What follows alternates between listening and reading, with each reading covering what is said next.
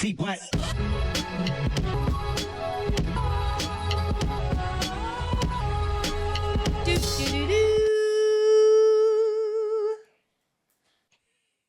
Happy Thanksgiving.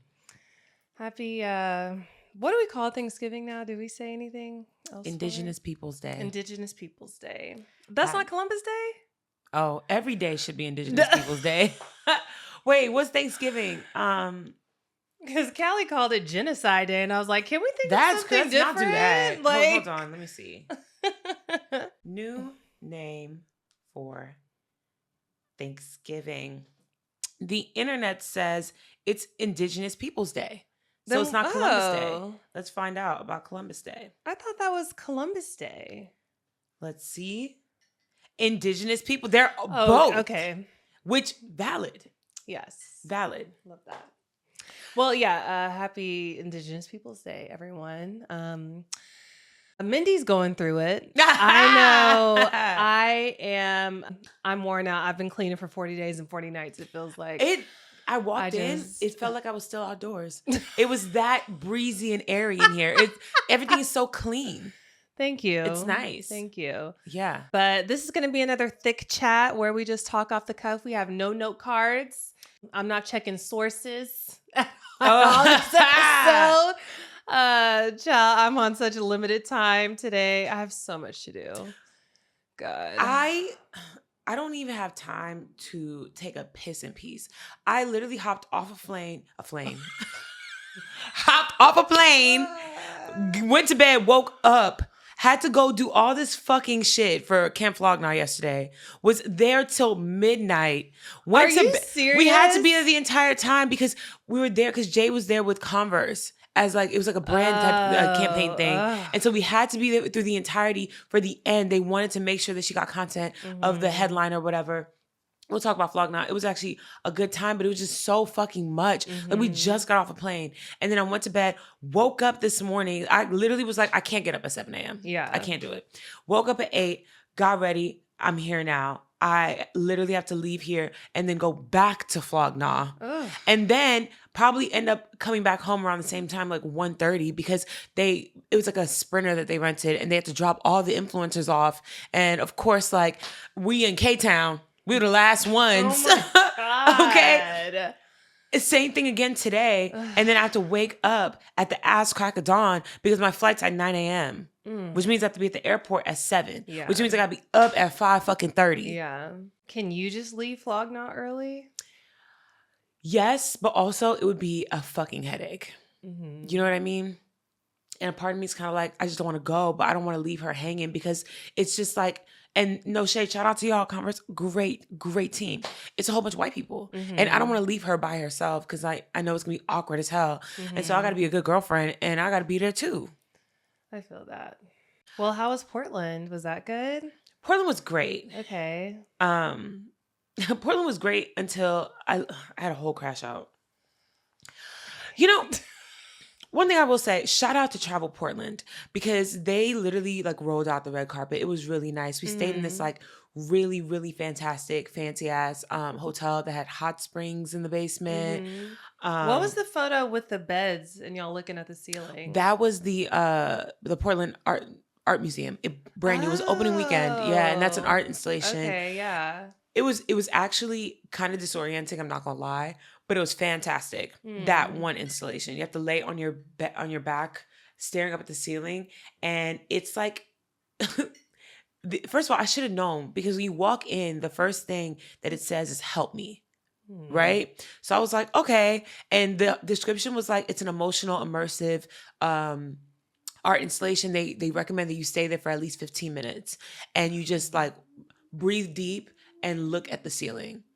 And literally it is audio and visual of somebody drowning. And what like, the hell? Yes. What? And so it's like bubbles and like you see hands and you're like sinking down and it's like all this other shit. Like literally I wasn't there for the full 15 minutes. So maybe there were other things involved.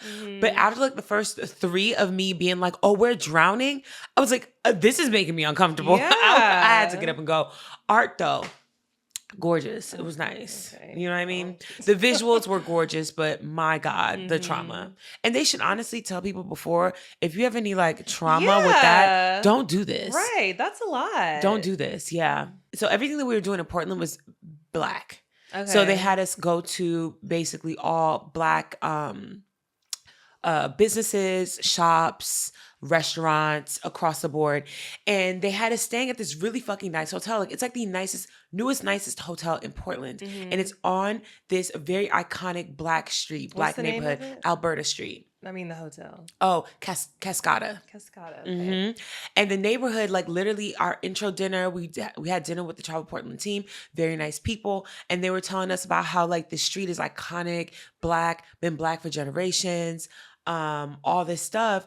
And so when we got there, it was like right before sunset. And literally all we had time to do was get dressed for dinner, then went to dinner. Dinner was in the hotel restaurant. Fantastic hotel restaurant too. Keith Lee went there and named it his favorite restaurant in Portland. Okay. Fantastic. Drinks, top tier. The next day, we actually go out to like venture in and like venture the area, whatever, before we start going to the places on our itinerary. And I didn't see nary a nigga's face on that street. I was gagged. I was like, wait, what? And after we went to one black-owned shop called Mr. Ok's candle making thing. We made candles. It was fantastic. Ooh, yeah. I was like, where are all the black people? The whole point of us being here is because it's a black neighborhood. And she was like, oh, it used to be. It completely gentrified. Wow. To the point where there's one woman who owns hella properties on that street and in that area. And she was the woman who was doing the thing with us. Her name was Precious. She was like, if you go outside in front of all the black owned businesses that are owned by this woman, like the properties, there's like a squiggly line and dots that signify this is a black space. And she only rents to black people. Really? And that's like her attempt to keep the neighborhood black. And I was like, oh my God, this is like the Green Book. She was like, yeah, if you're walking up and down the street, if you look on the sidewalk, it's like engraved into the sidewalk. It's like a squiggly line in these dots. She was like, you know for certain this business is black owned, and if it's not, it's POC. Like that's the furthest she'll go is POC. And I was like, that's fantastic. Like, shout out to y'all, but also like, I hate that's what it's come to. Okay. And they have all these like little like pillar things with these like signs, and like, you ever see the ones where it's like a picture of MLK and it's like a little history thing? Yeah. So they'll have those everywhere, and it's like people who grew up in the neighborhood, all black faces. But the little statements are like either really heartwarming or just like kind of like, it made me go, what? Because one of them in particular was this woman who was like, I was born and raised on Alberta Street. It was either really good or really bad. It was a lot of violence. But now the streets are clean and it's so much better. And I look around, it's all these white people walking they fucking huskies. And I'm just like, okay. I don't want to be that person. No, you should be. Like, I hate that. What? But we did go to, because we made sure to go to all the black places. Yeah. Next door to the hotel is this place called the Alberta Street Pub. It is the quintessential, it don't matter where you at, in Nashville, in Atlanta, in New York, everybody got that one random hole in the wall where everybody drunk auntie be. And it's just like all these people doing line dances and the DJ don't care. The DJ is some old man sitting there whispering in a 20-year-old's ear. And it's the same fucking songs playing. We were there and we had a fucking ball. This drunk old auntie walked up to us and just started singing the song. And then we joined in with her and we didn't realize what she was saying until like a couple verses in. What did she say? The song she was singing, we were literally at the bar right next to the DJ. She's singing, it's too much music in the world to be playing the same shit. And she was singing it over and over and over again, making eye contact with the DJ.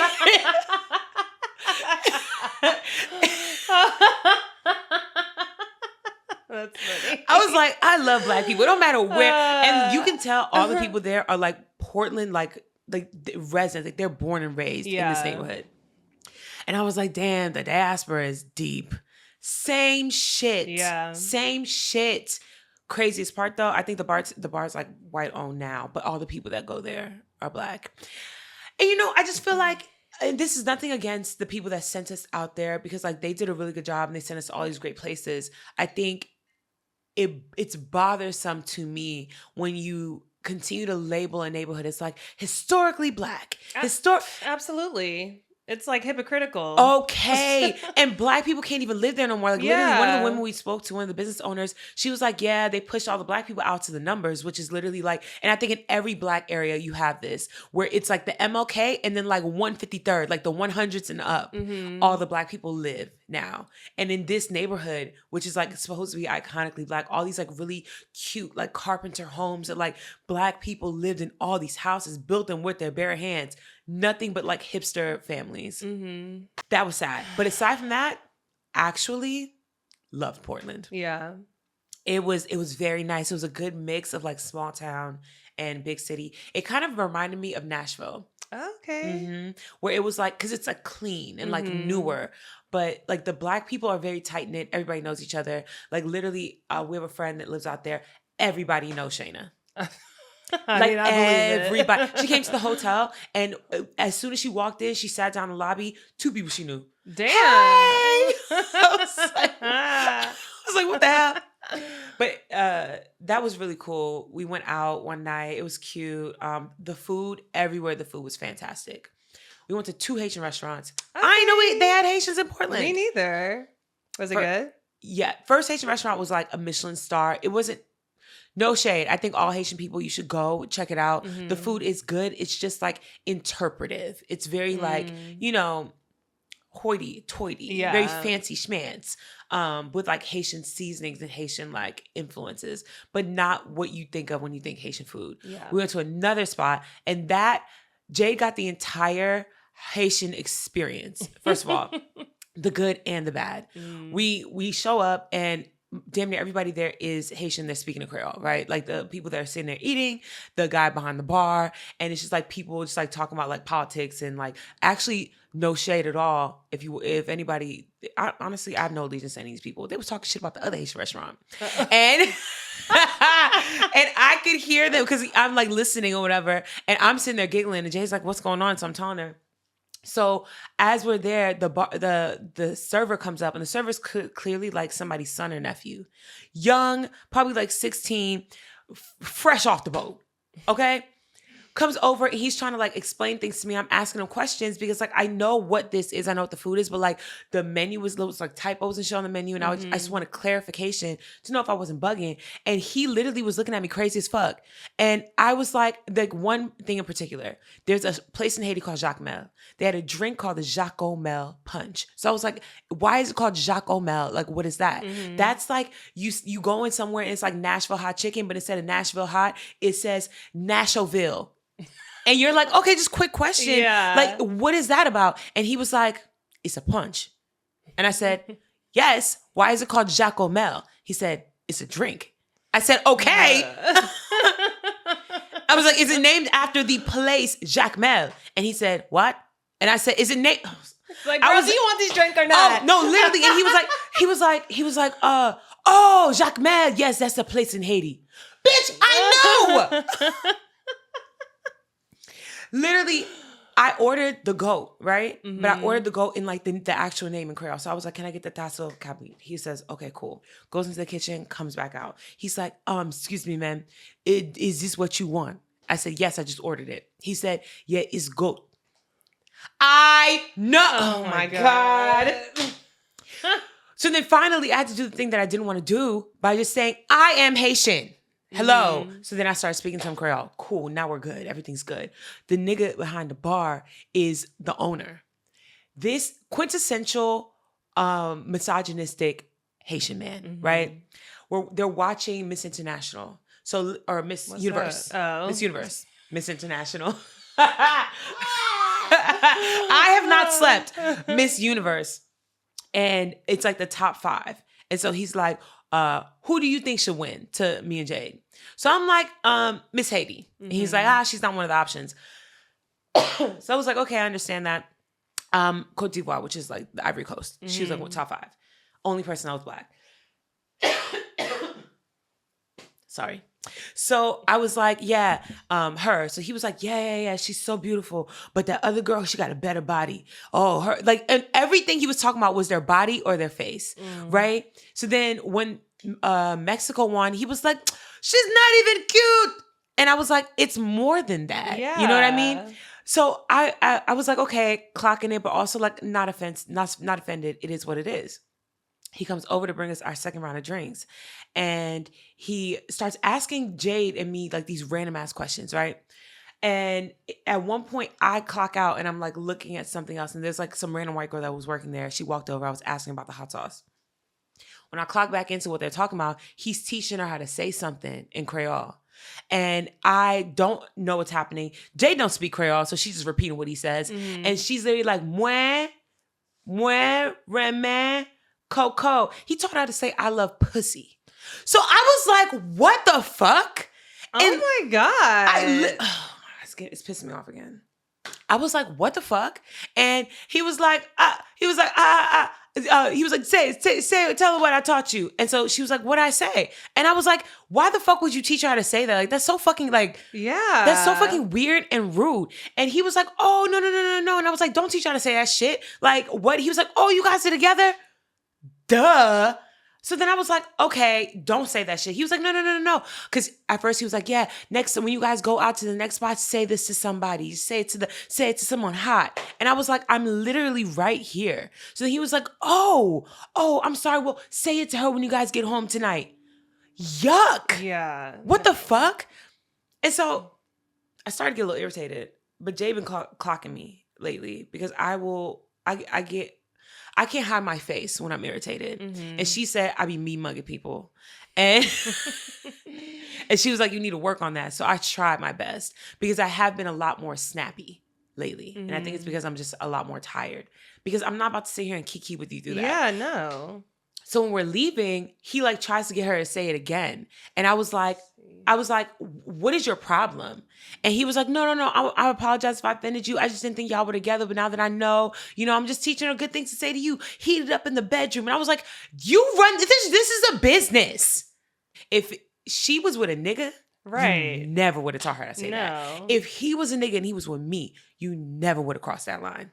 Even still, like, you don't need to be telling your customers vulgar translations like that. Just do a simple hello, goodbye, how are you? Like, it don't need to be all that. Thank you. That's so annoying.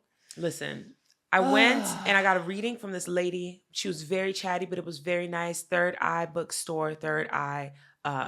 There's like a bookstore and like a regular store next to it where they sell like, herbs and incense and all that stuff. During the reading, which is crazy, it was our first day there. The first thing that came up was my family, right? Because I was like, I don't have any questions. Just like, tell me. So basically she was like, I could see you got some feelings, drama, beef or whatever. She was like, I told her I was going home soon. She was like, okay, I'm going to let you know straight up. It's not going to be the easiest trip, but you'll be fine. She was like, just like, it seems like you're used to this. It's fine. And then she was like, don't feel pressure to try to like have these hard conversations just because you're in their presence. She was like, read the room. And if you feel like it's going to lead to discord and just like whatever, then you have the right to just like pretend and be quiet and just like take hella bathroom breaks. So I was like, okay, cool. And then she also gave me like a final spread. And the last spread was like, this card that had a skull in the middle and then 9 knives going through apples. And she was like, okay. I was like, so death? And she was like, no, this isn't the death card. This is more like despair, stress, anxiety, just like sorrow. But she was like, I'm interpreting this as this is over for you. And I said, I've been chilling. I don't think it's over. I think it's just beginning. And lo and behold, I walk out from my reading. Jay goes into hers. I'm trying to kill time in between. I look on my phone and I got demonetized on TikTok. It's right when I found out, right? Yeah.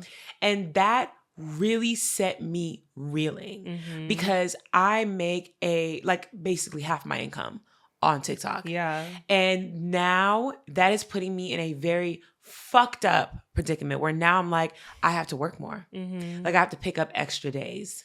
And that is not They don't give you a reason. What was their reasoning? So the reason, they didn't give me a reason at first. I couldn't even like open up the notification to figure out what it was about. It just said violation. So then 2 days later, like the day that we're leaving, before we get on the plane, it finally like shows up for me. And it says that I have too many videos that are private.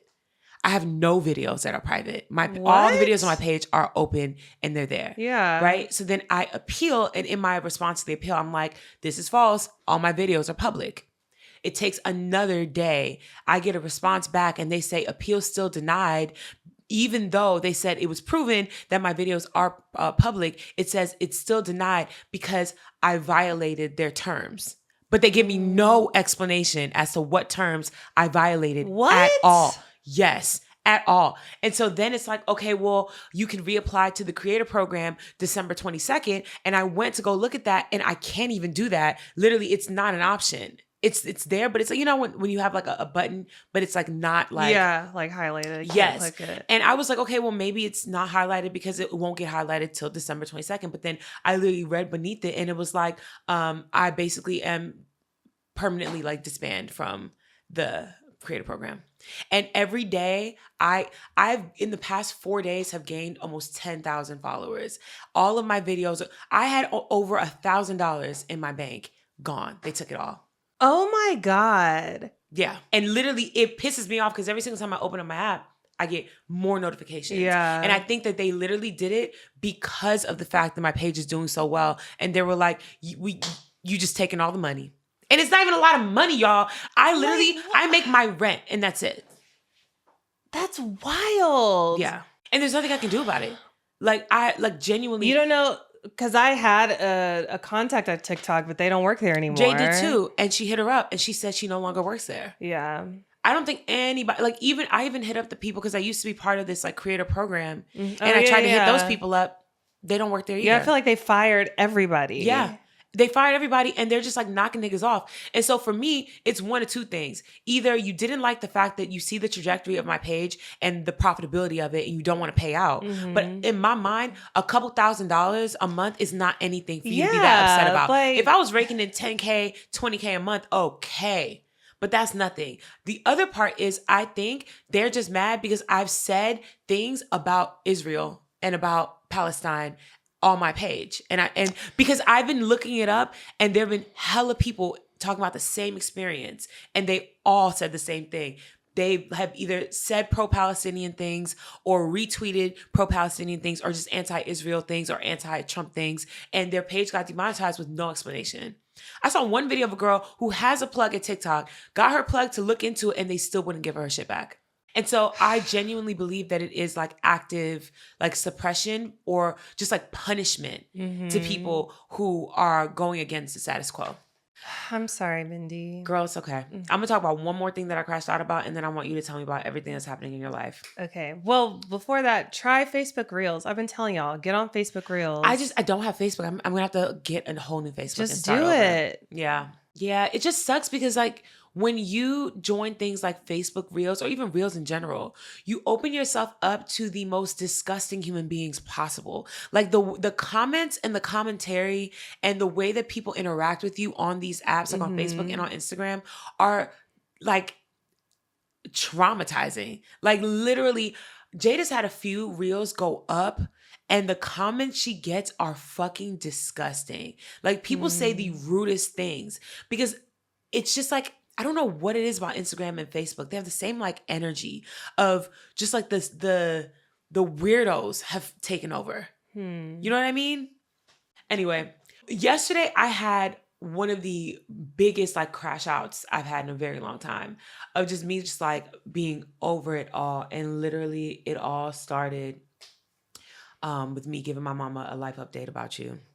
About me? Girl, yes. Child, what? How do I get into it? Okay? No, it literally started because he was arguing about you. Listen, I told her that I was coming. She knows that I'm coming. I haven't spoken to my mom on the phone for 3 weeks.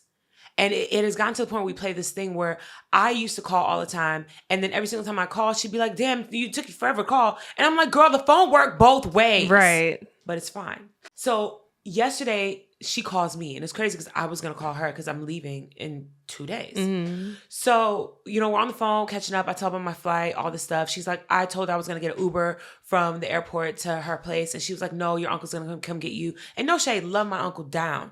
I don't want to be in the car with you for an hour and a half after being on a 6, you know what I mean? Yeah. On a 6-hour flight. Yeah. I'm trying to zen the fuck out and prepare for this trip. So I'm like, no. She's like, it's done. He's coming to get you. Okay, fine, whatever. We're on the phone, we catching up, and then she goes, how's Tabria? How's the baby? I said, oh, Tabria's doing real good. Baby's doing real, real good. I'll show you pictures when I get there. She's like, when's Tabria gonna have another one? And I said, she's not gonna have another one. They've decided, especially in this economy, like it just doesn't make any sense. And they both have careers. It's just not gonna happen. My mother was like, why would she do that? And I said, what are you talking about? She was like, that. She said she's going against the will of God. Oh, I said, what are we talking about? about? Only having one kid? Yes. She was like, she literally said verbatim, that's not Tabria's decision to make. I said, what are you talking about? She was like, that's God's will. She can't determine God's will. I said, yes, she might not be able to, but an IUD can. And she literally was like, see, that's why, she said, going against God's will, that's why God won't bless you guys for the long term, because God wants us to, she started quoting Bible verses, multiply and this and that. And she was like, I was like, in this economy, it doesn't make any sense to raise multiple children. Right. And I was like, life is more expensive in California. Like, okay. So initially, because the thing is, I don't like to argue, but I also don't like stupid shit. Yeah. So you can't say certain shit to me and expect me to just be like, yeah. No. I was like, Tabria's not doing anything wrong by not wanting to have another kid. Her child is having the best life ever because they can afford to not only get her the things she needs, but to also provide her with ample attention. Like, niggas already got to work all the time. Like, what? She was like, well, she needs to just move back home and be closer to family so she can have more kids and her family can help her raise the kids. And I was like, she's literally with family. Right, there's plenty. It's not about that. Yeah. Girl, we start going back and forth about it. And I was like, you know what? I don't even want to do this right now. So yeah, how was New York? Because they went to New York for my cousin's wedding. She's like, oh yeah, it was so great. And we haven't spoken in so long. She hadn't told me about either one. So then she's telling me about it. And then she was like, oh my God. And I had the greatest surprise ever. I was like, what? She was like, yeah, I was in the kitchen. I was minding my business. Your sister was like, mommy, close your eyes. I have a visitor for you. She said, she closed her eyes. I opened my eyes and guess who was right there?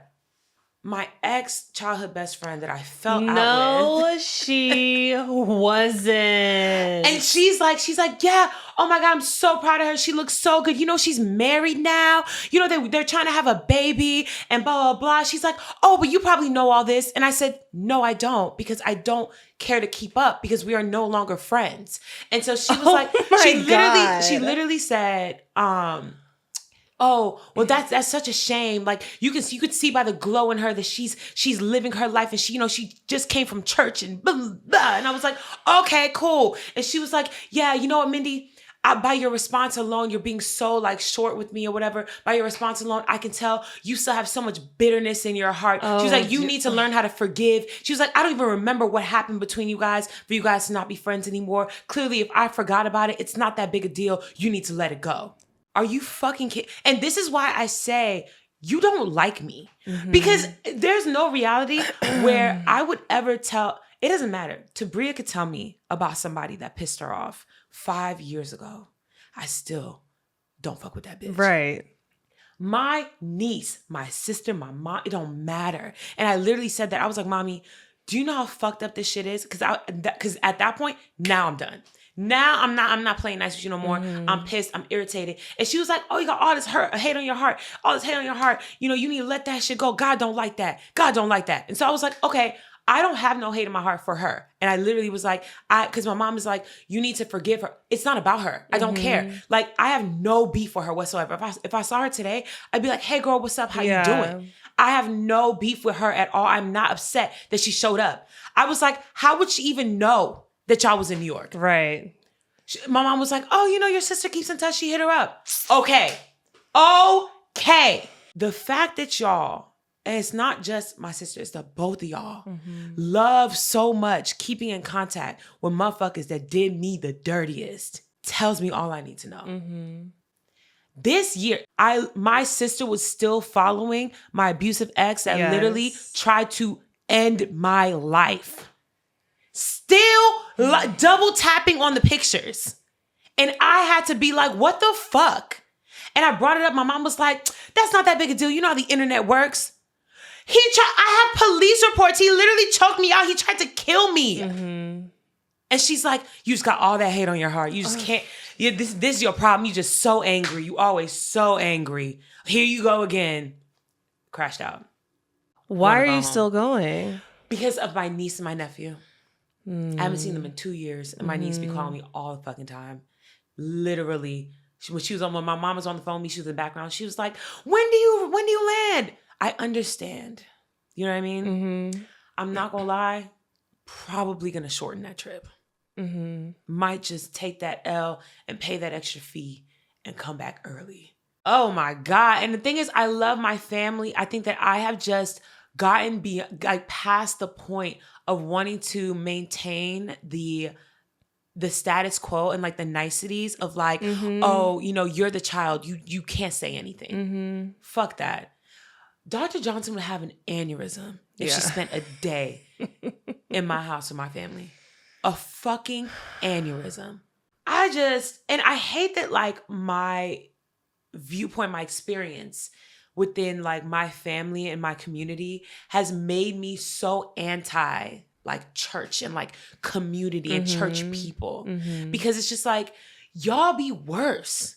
Yeah. Y'all be worse. I know bitches that got cauldrons that would do more and that are nicer than y'all would put Bibles in your hand. Mm-hmm. How are you going to tell me that Tabria is committing sin by not wanting to have another child? And you are going against the will of the Lord. How are you going to tell me that I have a bitter heart because I'm pissed that my family members are still friendly with niggas that try to literally end me? Have you thought about going no contact? No, I did it once, and literally that was after I went to Aruba. I think we touched on this in a previous episode. And my mom had my entire family lay hands on me to try to like pray the gay and the disarray and the whatever off of me. And I didn't talk to her for almost 3 months. And my dad called me and was just like, you can't do this. You're going to kill her.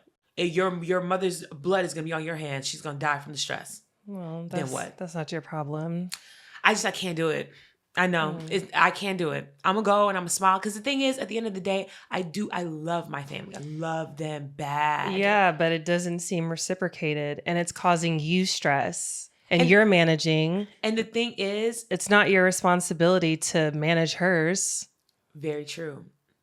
The thing is, I don't know if this is just my trauma, but I see the fact that I know my mom loves me. You know what I mean?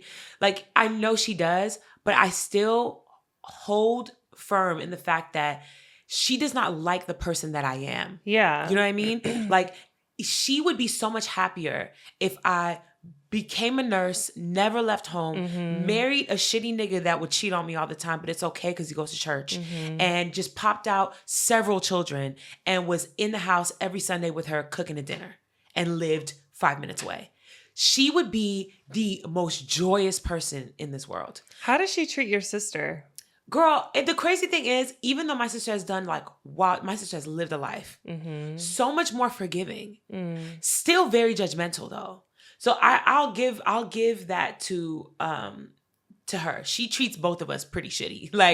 Like still with love, but still with like a judgmental air of like, you fucking up your life in everything and anything you do. And it's like, bro, I didn't ask to be here, but now that I am here, allow me to just exist the way that I want to. Nobody's getting hurt. I'm not out here asking y'all for money. Right. I'm not out here going in locked up in jail. I'm not strung out on drugs. I'm not doing nothing other than just existing. And not only that, bitch, I look good too. I'm living my life. I'm healthy. I'm working on the wealthy part. You know what I mean? Like, it'd be different if like I was just out here down bad and you were like, oh my God, I told you to be a nurse. Right. She's acting like you're a drug addict. Okay. Being queer is worse than being a drug addict in a Haitian family. So, you know, it's just one of those things. These pants, I got on Jade's jeans right now. And it's because I didn't have time to go home to change. I just spent the night at her place. And I wore a dress yesterday and I didn't want to wear a dress here. And these are riding so far up my coochie right now. I mean, I'm surprised they fit because Jade is small. You know, Jay wore big baggy pants. That's true. Yeah. So these fit me like a nice tight mom jean. And on her, these are like baggy as fuck. It's giving 1993 on her. Well, Mindy, you need to protect your peace.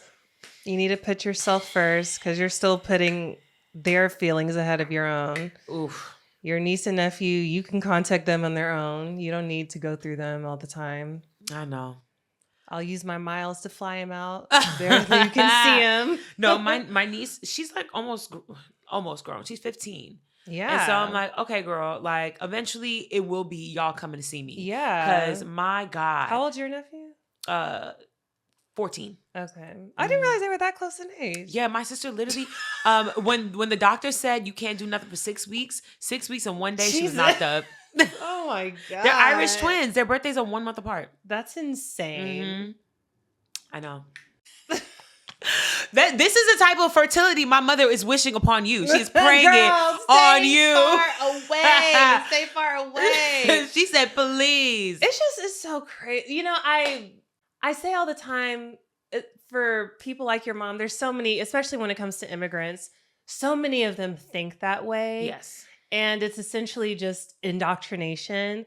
And I try to give them the benefit of the doubt, like, you're just older and stuck in your ways, you know? But no, you've had so much time. You're old. You've had even more time to unlearn all this shit. Yeah. Especially in the world that we live in today. Like, they're not on social media, but y'all see all the different types of people that you're surrounded by now. We are not living this. Nobody's living the same life. Like, very true. But I do believe and I do understand that the older generations, and not just immigrant generations, but even Black Americans that were born and raised here, the level of trauma that they experienced and the level of trauma they were raised by, because your parents were even more traumatized than you were. Yeah. And you were raised by traumatized people. It's literally just a cycle of people re-traumatizing their own children, thinking that it's protection. And it's not. And I think that the reason why I have so much empathy, even through the fucking bullshit and the craziness, I still empathize with my parents so much, because I understand you were raised by equally traumatized people, and you were raised in a system that basically like appreciated your ignorance, appreciated the fact that you didn't want to dive in deeper, and that you were okay with being subjugated and okay with like just saying, okay, but they're going to give us a degree. Like, okay, well, we just got to work hard, and then we get a degree, and then we get a good job, and then we get a house, and now we made it. But nobody really cares about like freedom of like your mind, or like understanding the system that you're being oppressed by. They don't give a fuck. Like, even in that same conversation, I was talking about current events, still completely just like unaware. My mom didn't know why the government was shut down. She was just like, oh, thank God, at least the airports are open. I heard it was crazy. It was. I was like, yeah, the government shut down. She was like, what was that about? Okay, girl. I don't have the time to do that right now. You know what I mean? Yeah. I don't have the time. And even with the talking point of like, Tabria needs to have more babies, you are a Christian conservative. Yeah. Like, you are. Definitely. Like, I just know, I don't even want to touch the conversation, because I know y'all are going to be on that side. I know you are, because all you have to hear is Jesus. And they're like, oh, well, they're on Jesus' side? Right. Me too. Right. Girl. Yeah, I don't know how you're going to deal with that. Girl. Well, tell me about your happier, better Thanksgiving that's loading. I mean, I don't want to say I'm not looking forward to it, but I just wish Trey were here. Yeah. I wish I was here too. I might come back early just for that. You should. But just to navigate like the dynamic, and it's on me to introduce everybody. And, you know, I hate introducing people to people you never going to see. You know what I'm saying? Like, y'all they going to see him again. They're going to see him again, but you're not going to remember their, you know what I'm saying? It's just like, just going through the rigmarole. I wish Peaches was older. I do, because then Peaches could do it. You know what I mean? Yeah. My mom used to do that to us all the time. She'd be like, introduce them. And we just walk around. This is my auntie. You know what I mean? I wish, yeah, but it'll be good. Yeah. I've been trying to get the house ready. It's just so much. You've done a wonderful job, and they're gonna be so like honestly, you didn't have to do that much. All you had to do was clear off that table. It was a lot of work clearing that table off, and we've just done so much stuff to the house in general. Yeah, it's been fine. Work is getting busy in the next few weeks, which I'm like, okay, That's good. Yeah, it's good. I just wish it was more spread out instead of 4 and 5 days just piling up on me when Trey's gone. I'm like, okay. We're gonna be having sleepovers. I'm very excited. That weekend we should. Yes. Mm-hmm. Oh yay. Yeah. Aww. Did you see Wicked? You didn't have time. No, but tell me about it. So I've been hearing mixed reviews. Yeah, I mean, the second act of Wicked pales in comparison to the first. Really? Yeah, just but in terms of the story itself, or the actual film. Both, and like the music. I mean, really? Yeah, the first act is better for sure. Which is like a common theme in musicals. The first act always hits, and then the second act just doesn't hit as hard. It carries you through. Yeah, exactly. And the final's supposed to hit. Yeah, and this like Wicked, that story is told all in 3 hours. It didn't need to be separated into 2 movies, but money. Oh, so it's the second act. That's it. There's nothing else after that. No. Oh. Yeah, it's just the end of the story. Oh. Yeah. Damn, I didn't know. Okay. Yeah, and it just made me like, Michelle Yeoh, I'm sorry. Okay, I was going to ask about that, but that was the first thing that I saw in terms of critiques. Yes, I mean, even in the first one, I was like, why is she here? Yeah. I understand, like, okay, everybody can't be a great singer, but they need to be. This is a musical. And the fact that we could have had Cheryl Lee Ralph or the lady that I really wanted, the lady from Ted Lasso, the manager.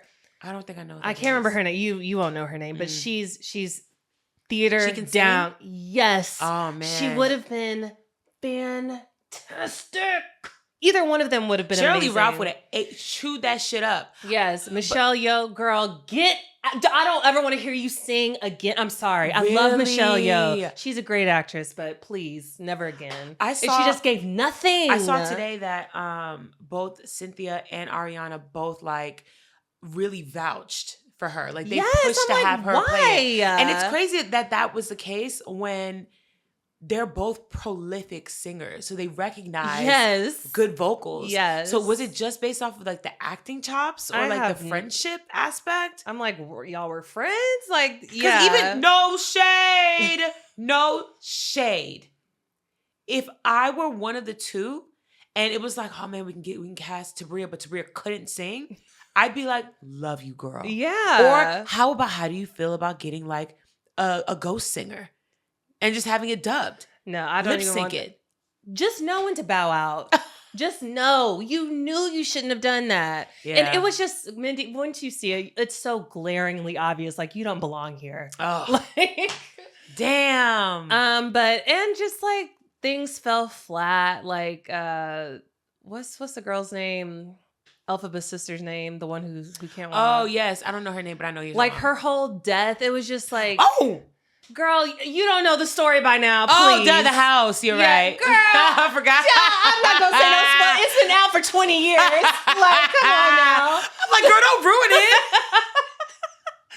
But just it was just very lackluster. I don't know. It didn't do it for me. Damn. Yeah. I still want to see it. You should, I mean, go see it. I'm going to take my niece and my nephew. Yeah, that'll be fun.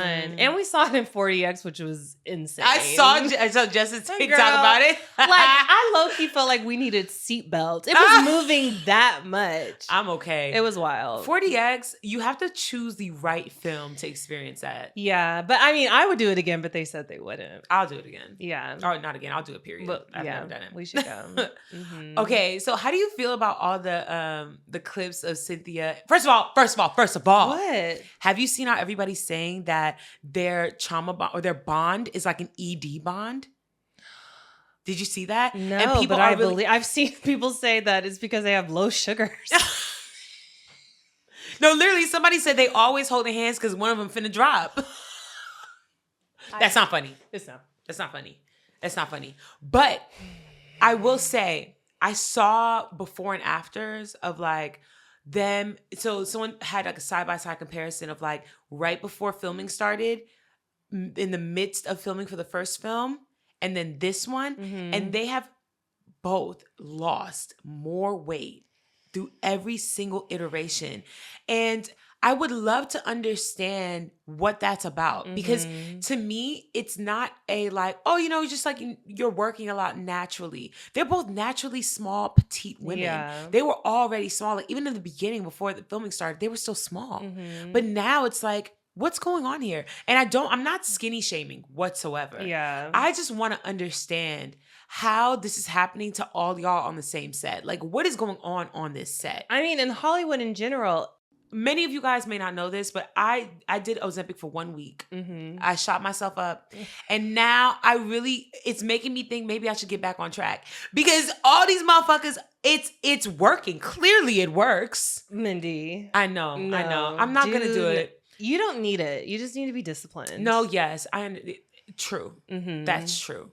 But there is just a rampage right now. Everybody's anorexic. Everybody's afraid of that word also. Yeah. Everybody is anorexic. I remember when my therapist told me that I had an eating disorder. And I was like, no, I don't. And so she was like, a lot of people tend to see eating disorders as just the most extreme variation of it. But she was like, the way that I eat, or the way that I was eating at that time, the way that I was disciplining myself. And this is when I was like my smallest, right? I was so hyper like conscious of what I was eating all the time. She was like, that is a disorder. You should be able to eat freely without worrying about how many calories you're intaking when you're not actively trying to lose weight. Because during this time, I wasn't trying to lose weight. I was just very like particular about how much I ate. And like, oh, I can't eat too much. I was still doing keto and I wasn't trying to lose weight. And that was when I was at my like smallest, right? Yeah. I was looking back and genuinely, I need to get back there. Ooh, she looked good as fuck. I was, girl, so I looked so good. I saw pictures of me. I was sitting down, nary a roll in sight. Well, it's such a fine line because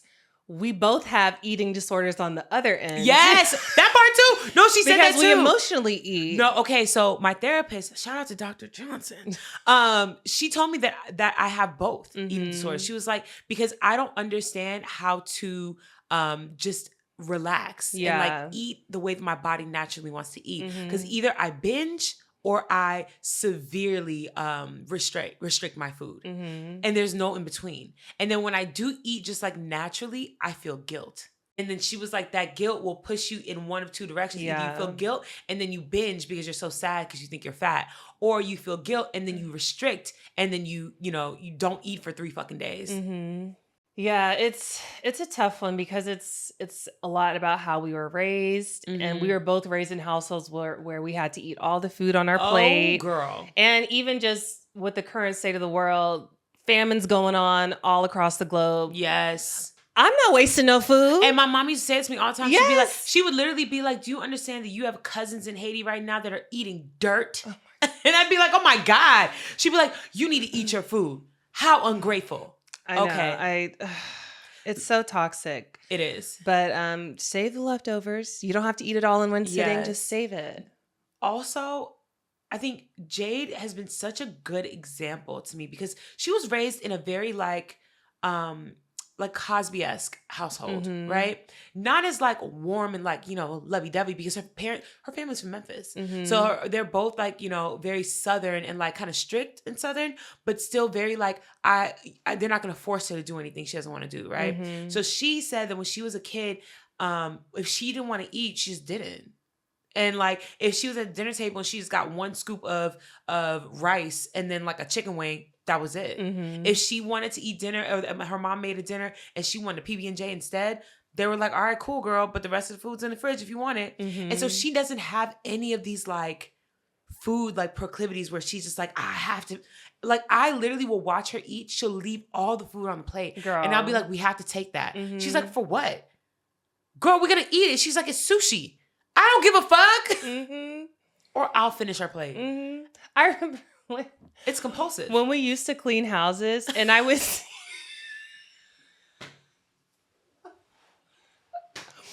I know exactly where you're going because, girl, same. I would be cleaning these people's houses and I remember specifically one time, these people left 2 Oreos in the family size Oreo pack. I was like, this is ridiculous. I ate those 2 Oreos. I was like, this is ridiculous. Y'all could have just ate these.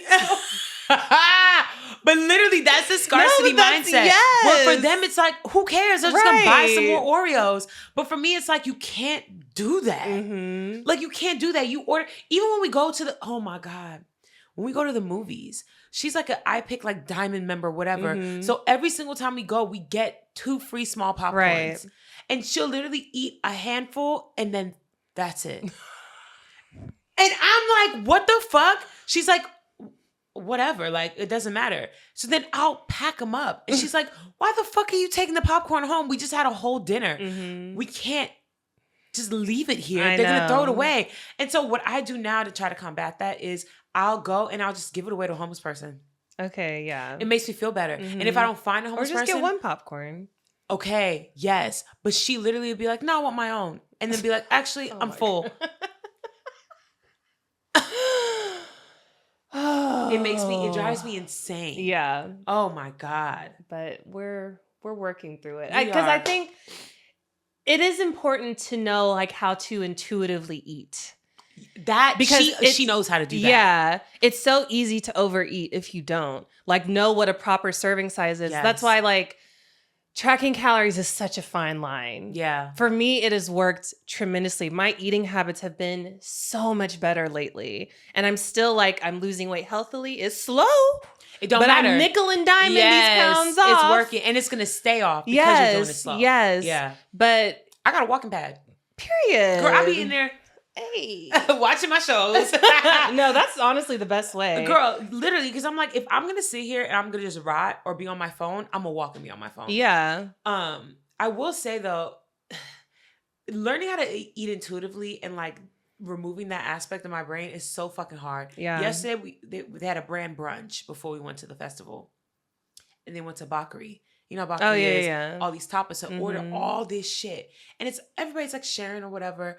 And in my mind, I need to taste everything. Yeah. Jade had like 4 things out of like the 37, and then I was like, "You didn't try that." She's like, "I will." You didn't try. I will. I'm like, we're about to leave. You didn't try it. She's like, it's okay. You have to try. I was like, You're just okay with never tasting it? I was like, there's no way. You have to try it. She's like, it's fine. We can always come back. I'm just like, fuck. I hate that. The lip gloss really just world stop shit. Yo, my lip gloss just jumped out my pocket and onto the ground. It's fine. It is Leave fine. there. But yeah, I don't like even that has nothing to do with like cleaning the plate. Yeah. It's just I have to taste everything. If it's there, I gotta try it. Mm-hmm. Yeah, I don't turn nothing down. Never. That's what I'm saying. I know it seems crazy, but I'm just like, fuck. I got some work to do. I know. We both do. Fuck. But it's okay. Therapy for all. You know who really needs therapy? Who? Summer Walker. Have you heard about the drama? No. I know she dropped a new album, right? Yes. Okay. I didn't listen to it, but I enjoyed the album, but this is not about the album. Oh. Do you remember the rapper Rich the Kid? Yes. What song did he have? Oh, okay. But I know the name. Mm-hmm. So Rich the Kid. Do you remember Tory Bricks? The girl, IG yes. model, Tory yes. Bricks. So Tory Bricks and Rich the Kid have been together for years. They have multiple children. He apparently cheats on her all the time. Like they have like public like spats or whatever where she's like, you know, calling him out and bitches and like she'll get into fights at the club or whatever. But like she fighting for her love. You know what I mean? Like she like loves this man down. She wants to get married, wants to have a family, whole 9. Right? Okay. After Summer's album dropped, Tory released voice notes and just let all the drama be out there that Summer Walker is Rich the Kid's side bitch, right? Oh. And so she basically was like, "What the like? You know, you're a shitty bitch. Like you out here doing all this shit, da da da da blah blah blah." Summer Walker addresses it. She goes on live, and the way she addressed it is bananas. She literally said, "Okay," she said, "Let me move these flowers that this nigga got me out the way." And then she sits down and she's like, okay, let's talk about it. She was like, first of all, I don't understand why you mad at me. You know this nigga be cheating all the time. She said, I don't date for love no more. I date for money. And unfortunately for you, your man is paying the bills. And she literally was like, she was like, girl, why can't we just be cool? Like, she was like, you know he gonna cheat. So you might as well. She was like, we could just be cool. She was like, I honestly think that she mad because I'm famous. Like, she's mad because I have a career and she don't got nothing, but she's be at the house bored with the babies all day. And I got a career and she just mad about it. And she literally was like, you only got smoke for me. He be fucking with everybody. And she was like, you know how this nigga is. I know we both be laying up with him. Yes. Girl, she was saying crazy shit. She was like, you be out here beating bitches bloody behind this man. Like, just accept the fact that he for everybody, like, he's our nigga. Holy shit. I ain't never in my life seen somebody so shamelessly admit, yes, I'm fucking your man. Yeah. What? And people are just like, y'all don't listen to the music? Literally, under the comments, the first comment I saw was, ain't no birds in the sky because they all on the ground.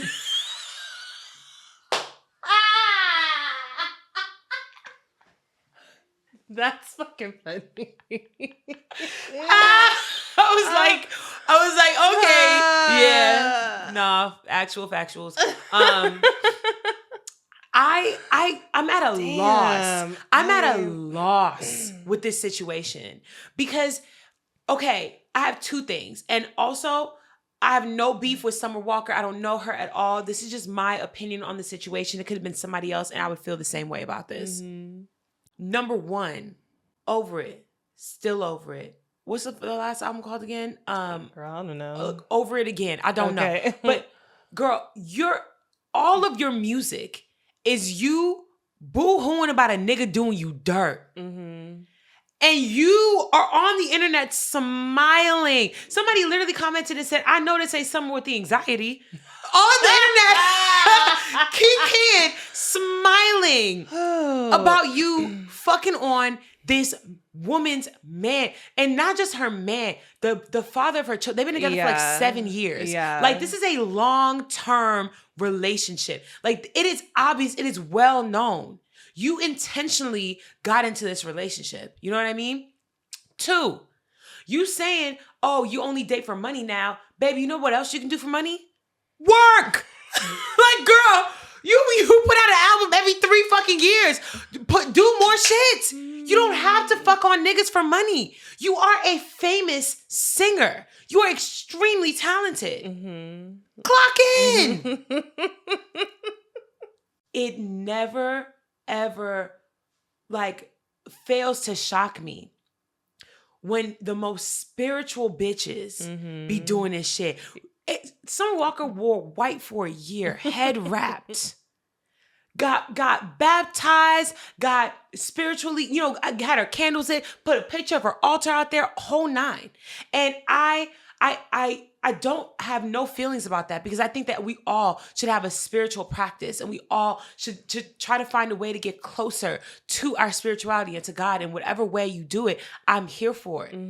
But you can't be out here head wrapped in white and still fucking on somebody, man. I agree. But also, like, as you were telling me this story, I'm like, why is Tori with this guy? I mean, facts. Why did she stay? She wants to know. I mean, and that's true. And Summer said that too. Summer was like, girl, leave him. He's not going to stop. No, oh my God. One of the worst parts ever. She was like, girl, I know you posted the voice notes. If you listened to him, you would have heard me say, I think y'all cute together. You should just do right by her. She was like, I'm rooting for you, girl. I tell him every night when we together. Crazy. She said, I tell him every night when we together, y'all so pretty together. And you should do right by that girl. And he chooses not to listen to me. Girl, why you mad at me? I told him to do right by you. Okay, look, it's so disrespectful. Like, it's crazy.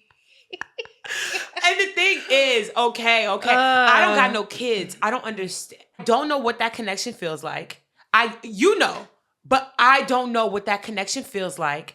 I don't know what this man is telling her or how he's paying. I know. Listen, I'm not trying to remove the accountability that she needs to hold for herself. Because yes, you are a part of this cycle. This is not the first. If it was the first time he cheated on you and this is how the shit landed, okay. Yeah. But if we already have evidence of you fighting bitches over him and y'all been going through this back and forth and it's been drama this and drama that, you've had multiple children, okay. Like, yes, you do need to hold yourself accountable and just like take that shit on the chin, decide whether you're going to stay or leave. Because at this point, you know he cheating. Yeah, exactly. You know what I mean? If you stay, you're going to look dumb as fuck. For sure.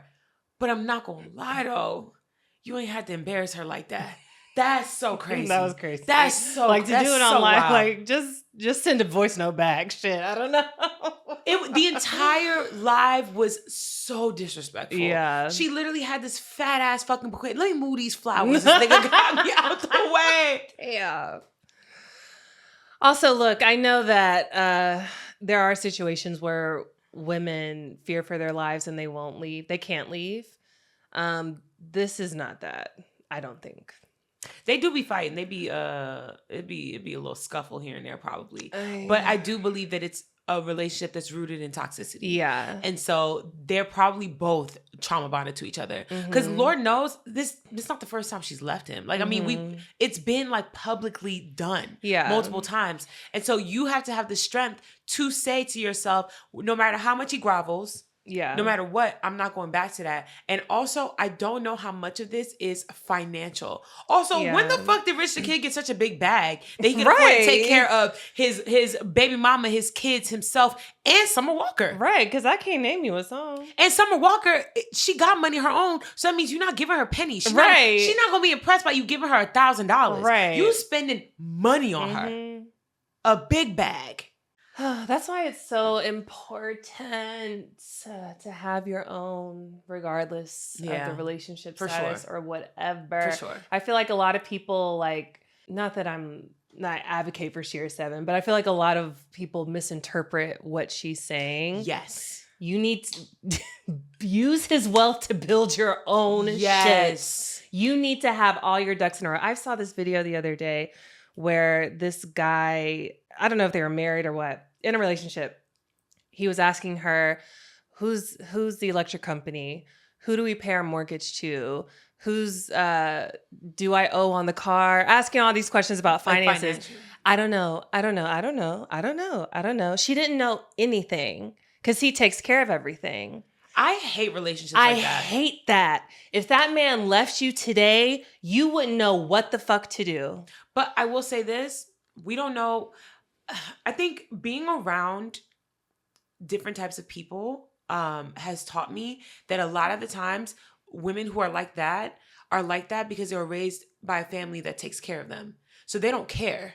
Because if you leave me today, daddy gonna take care of me. I mean, maybe.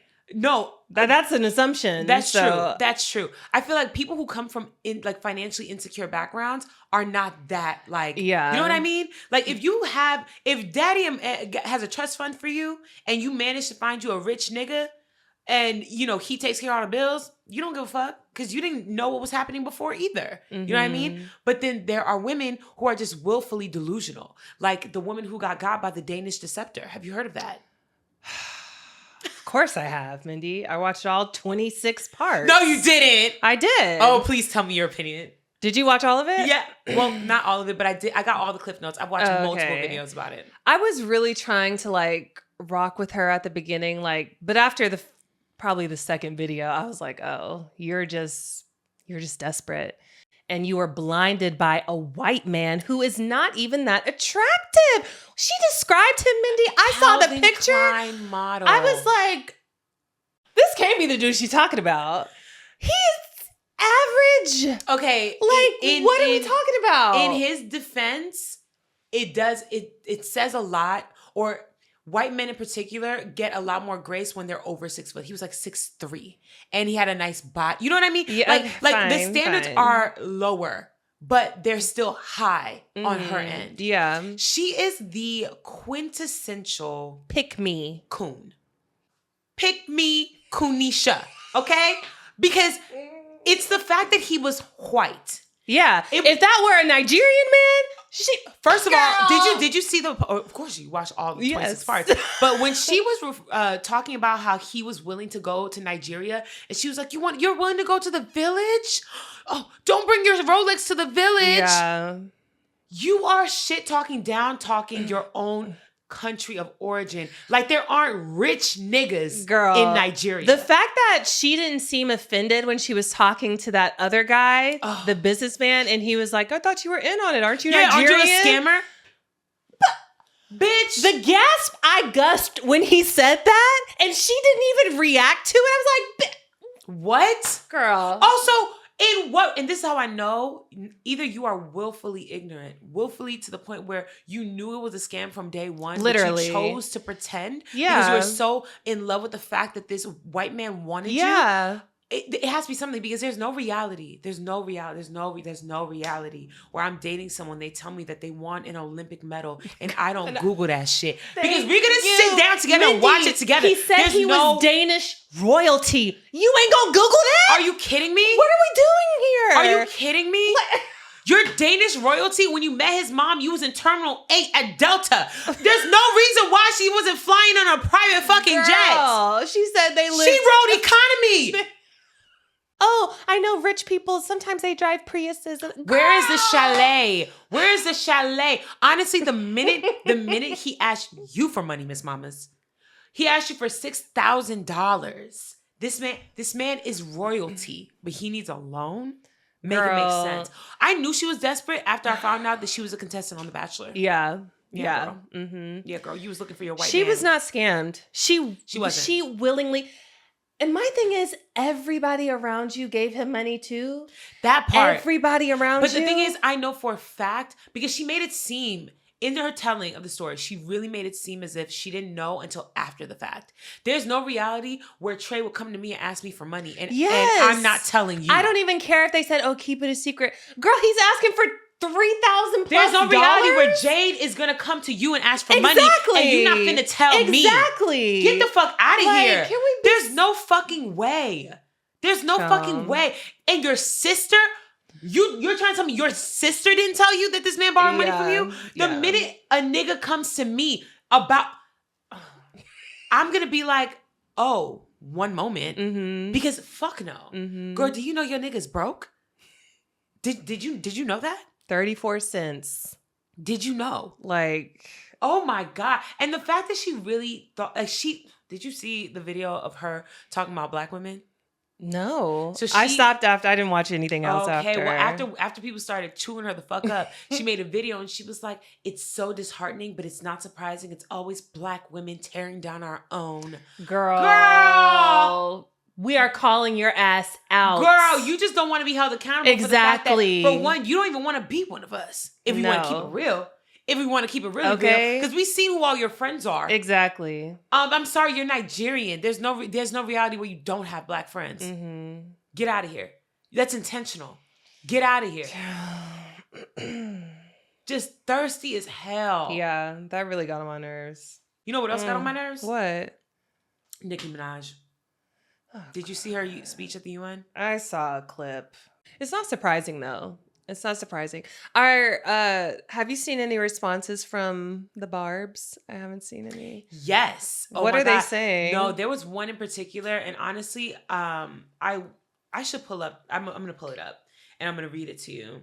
I hate that I don't have X anymore because I can't just look it up on my own. Did I tell you mine got hacked and I just never signed back in? Shut up. Yeah, girl, some Russian bot got me. Wait, so are they just posting on your behalf now? I have no idea because they changed my name to like hella letters and numbers. I don't even know what they're doing with it. Damn, you should check in. That's crazy as fuck. Basically, she had a fan of hers who responded to her speaking at the UN and said that They had been a fan of Nicki through all the controversy. Has like written for them through everything. And they were like, it's so disheartening to know that you are siding with people who actively want to end my existence because this person is queer. And Nicki replied directly to this tweet. When I was being persecuted, oppressed, my house was being doxxed every day, a gay person never saved me. She literally was like, what? I need to find it because it was actually insane. It was a tweet or? Yes. Oh, I see it. Imagine hearing that Christians are being murdered and making it about you being gay. I'll advocate for you the same way that I'm advocating for murdered Christians in Nigeria, like I always have. Just remember that part too. And then when my home was swatted multiple times with my innocent toddler inside, you being gay couldn't save me. Life is so much fun when you don't give a fuck. No, there's more after that. She said, expecting someone to stay oppressed, abused, targeted, harassed, and consistently ignored by public figures who are supposed to be helping them says more about you than it does anyone else. Imagine hearing that Christians are being persecuted and not being able to have empathy for them because you are blinded by your own personal obsession with Trump. Insanity. And under the comments, I think what gets me the most and makes me the happiest is all these Nigerians saying, I live in Nigeria, this isn't happening. So Christian in Nigeria here, still alive. Oh my God. Like the Nigerian government themselves has come out and said, this is not happening. Like there is violence occurring, right? There's violence occurring in every country. No one is being killed. Like the villages are fighting the villages, but it has nothing to do with Christianity. You know what I mean? Like y'all are trying to create this divisive like rhetoric. And the fact that for one, why the fuck is Nicki Minaj talking about Nigerians when the bitch is Trinidadian? Thank you. Yeah, like that alone represents what white people think about black people. You black, they black, same. Her downfall is epic. It is on another level. Also, if you ain't no dick that good. Yeah. Ain't no dick that good. You're willing to sabotage your entire career to get that nigga off when he did touch that little girl. He did it. He did it. But I mean, I guess, hey, like attracts like. Like they said, the birds ain't in the sky no more. They on the ground, baby. That shit was they funny. on the ground, okay? Oh my God. Jesus. Oh. I know. Have you been keeping up with any of the Epstein file stuff? Like any of the updates? No, I kind of clocked out of news this week. Same. I don't know anything that's happening. I opened up TikTok this morning to try to get some info because the only thing I've been seeing about or like paying attention to is some Walker shit because that shit was funny as fuck. Yeah, but, I mean, I've seen like the a lot picture of what? There's a picture that's out right now, and of who? It's Bill Clinton sitting in like a lazy boy, like reclined, and there's a tubby man with small hands leaning over him, with his head hovering over his private regions, and they have verified the picture and proven that it's not AI. And of course, you can't see the face of the person with the very tiny hands and the very rotund body. Not gonna lie, I think we all know. Oh my gosh. Yeah. That does look like him. It is. It is him. And the thing is, like, it's like, okay, maybe y'all were like just chilling, but there's no reason for you to be in that position. There's no reason. As much as someone might try to find, me and Tabria have been friends for a decade. Yeah. You'll never find a picture of me looking like that, hovering over Tabria's crotch. This is why all this AI shit is coming out now, because once all this evidence starts to come out, they're just going to say, oh, it's AI. There's no way to definitively prove that it's not. Yeah. I know. Only thing I heard about this week was North Carolina standing up, Charlotte specifically, to ICE. They're doing it. Yeah, they are. It's literally like they're just getting people to police themselves, essentially. Good. Yeah. Man, Portland was not playing. Portland has signs everywhere about that shit. They're like, y'all are not welcome here. I will say this. Portland is now on my short list of places I would live. I know, you've mentioned it. I've always been like, fuck no, because Jade wants to move back. Or she wants a place there and a place here. And I now understand why. It's just like very like peaceful. Yeah. And you have all the amenities, all the nice things. There's no sales tax. Everything is cheaper. You could literally, we went to a spot and got like a whole meal and it was $8. Damn. Burger fries, $8. Unheard of. Everything is like small batch, everything. Like the place we were staying on, Alberta Street, and like most of the neighborhoods, honestly, I didn't see a big box like store until we got downtown, like to the core of downtown. I didn't see a single McDonald's. I saw a Dutch Bros and like a Popeyes, but those are only in like the really dense like downtown areas. Everywhere else it was still very populated, like think Silver Lakey, Lodgewani, whatever. Not a single store that wasn't mom and pop owned. Everything. Damn. Everybody we met owned something. And apparently it's super like accessible and open. They have grants for everyone. The white guilt is so alive and well in Portland. No, and it's so nice. The white guilt is potent. Literally, half the people that I met, that I spoke to that was Black, they were like, yeah, you know, they get like an annual grant. They get all these things. Like the city literally like helps them, helps everyone, because white people get just as much shit. Yeah. But it's usually that you see white people get it and Black people don't. Mm-hmm. In Portland, they actually have funds that are strictly for Black people, strictly for Indigenous people, strictly, you know what I mean? Yeah. Because people don't realize the history of Portland. Portland was supposed to be a white-only, white supremacist town. It was the most hateful of the hateful that were there. And I think the darkness of the history and them getting the motherfuckers out, they have all, like, I need to actually look into the history of it, but I'm pretty sure it was the hippie dips that got the motherfuckers out of there. Mm-hmm. And they were like, not here. This is sacred ground. Interesting. Is that it? I mean, sad. Tell me. But that video with in Chicago with those kids. Give me more detail. Because I saw a snippet, but I don't understand, why were they picking on that little boy and his I don't mama? know. I mean, they apparently pick on him at school. Oh, so this is I guess like, it just carried out from school to following him home. But it was so many kids there. I saw a clip. First off, the mom was pregnant. No, so she wasn't? I need to figure out this because I saw some news stations say that she was pregnant and others say that she had sickle cell. And that, regardless, it was one of the two. Oh, okay. But she wasn't in her optimal like exactly, health. Yes. Exactly, yeah. Mm-hmm. She had 2 kids with her. One was hiding behind her. Little boy was in front of her. I only saw the beginning because most places won't show the entirety of the footage. And in the part that I saw, they were taunting them and walking down the street. And she was like, leave my son alone. Mm-hmm. And as she said, leave my son alone, one of the kids hit the shit out of her son in the face. Mm-hmm. Like punched him in the face. Mm-hmm. And she was like, what the fuck? Son starts crying. A sweet baby angel. Yeah. Starts crying. And then she like goes for the kid that hit her or hit him. And one of the boys that was recording the footage literally was like, don't you fucking touch my brother. And then all of a sudden, they all start just wailing on them. I remember when I was a kid, and they were bad kids like this. Yeah. Like, I remember my mom not allowing me to get on the bus for, like, during a couple school years because there was, like, a problem where it was happening on the buses and on the trains. And, you know, like, they were, like, attacking old people and, like, other kids, especially Catholic school kids. Mm-hmm. And my mom was not fucking with that. She was like, bitch, you gonna walk them 10 blocks. Okay? You gonna walk. Okay, that's fine. Mm-hmm.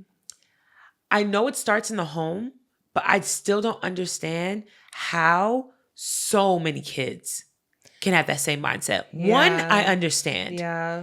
2, maybe. But the fact that almost 13 kids all thought it was cool to beat the fuck out of a grown-up and 2 kids. Maybe we're just sensitive people. There's no reality. Even at the height of my desperation for friends, would I ever absolutely not witness, tolerate, or be okay with that, even as a fucking child? Mm-hmm. Never. No. Never. But like you said before, trauma passed down, and these are millennial parents. When I first saw that video, immediately gut reaction, those kids need their ass beat. Expeditiously. Need their ass beat. Expeditiously. And I'm trying to rise above because that is also a trauma response to beating a child. That's not what should happen, but it's like something needs to happen to these fucking kids. I will say this. When I say that child need their ass beat, I don't mean closed fist punch in the face. That's not what I mean. No. And I think that these children, that's what they're experiencing. Mm-hmm. Because in order to exhibit that amount of violence, mm-hmm. you most likely have had that type of violence exerted onto you. You know what I mean? Well, it was a lot of girls. Mm-hmm. Some of them have come online with their parents, like apologizing, and a couple of them, their moms don't give a fuck. I was literally about to say their moms are the people that we grew up around in the neighborhood or went to high school with that would show up on to school to fight. Yeah. You know what I mean? Yeah. Like those are rah-rah ass bitches mm-hmm. that used to walk around with switchblades and shit like that. Like they think that shit is fun as a part of life. Like, oh, you gonna let that bitch step on your foot? You need to, speaking of stepping on foot. Okay. After we talk about this, we're gonna talk about something else. Okay, put a pin in it. Yes. But genuinely, it's so disheartening. And I feel like all them children need to be taken away from their parents. CPS, put them in therapeutic programs. They need therapy. If I trusted the system, I would agree with you. No, you're right. I don't trust the system either. Yeah, I hope some consequential action happens. I don't think she is, but I want her to sue all of them. I think when anything like this happens with a child, the parents need to be held responsible. I guarantee you, if that happened, school shooters, bullying, shit like this. Yes. It would dramatically decrease if parents were held accountable. Yes. I'm going to show you this, and I want you to watch it while I describe what's happening. There's a girl who goes to Clark Atlanta University. She was on a shuttle bus going from class back to her dorms, and she said there was a couple that came onto the shuttle. They sat right in front of her. Mm-hmm. So she said they immediately started like making out, and she felt a little uncomfortable. So she just switched over to the other side. So she's sitting on the other side. And when they get up to leave, the guy steps on her foot, but like his whole weight is on her foot. Right. And she's a very small person. She's very petite. She's very petite, small girl. And so she says something like, "Oh my God, like you stepped on my foot." And the dude didn't say sorry, anything like that. So she's looking at him kind of crazy. And his girlfriend turns around and she's like, "You got a problem?" And she's like, he not just stepped on my foot, he had his whole weight on my foot, mm-hmm. and it hurt, and he didn't say sorry. And she was like, the girlfriend was like, "So what the fuck are you gonna do about it?" So she was like, they just start going back and forth, and the girl mushes her in the face, and they start scuffling, of course. So she said that they literally land on the ground. They're on the ground for all of like 2 seconds. All of a sudden, she hears, because she said she didn't get a hit in nothing. The girl mushed her. They like wrap each other up. They get on the ground, and she hears the girl, because she's on like they're on top of each other. She hears the girl say, "Get her, babe." And the guy puts her in a chokehold, lifts her up off the ground. You saw her feet literally dragging. Yes. Lifts her up off the ground. There's bystanders coming by, and they're like, "Yo, let her go, let her go."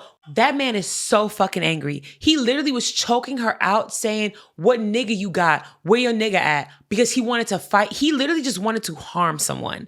That's it. That is it. They don't know each other at all. Then when that guy separates them, you saw that one guy literally had to like rip him off of her. He pushed that dude and was like, "Don't fucking do that." Like he was going to start wailing on him instead. Dude puts his hands up. He's like, "Okay, you got it." The other guy puts his body in between her and the girl, and he literally follows them around the corner, and he's still antagonizing her. And the girlfriend is like, right. Fucking insane. What the hell is wrong with people? They're all college students. He goes to Morehouse. They literally, this is like in the because you know Morehouse, Spelman, and Clark Atlanta, they're all the same. Like, so they have shuttles that literally would just like drop you depending on where you're going. You know what I mean? And so they don't all go to the same school, but it's still on campus. They're all on the same campus, and they still have not expelled him. Yeah. So now people are literally like pushing and fighting to get his ass kicked out. Because what the fuck are you talking about? If he did that to a random bitch just because she was like, "You can't say sorry for stepping on my foot." What do you think he's gonna do to his girlfriend if she pisses him off? Or to anybody else he comes in contact with? That nigga is off his fucking rocker.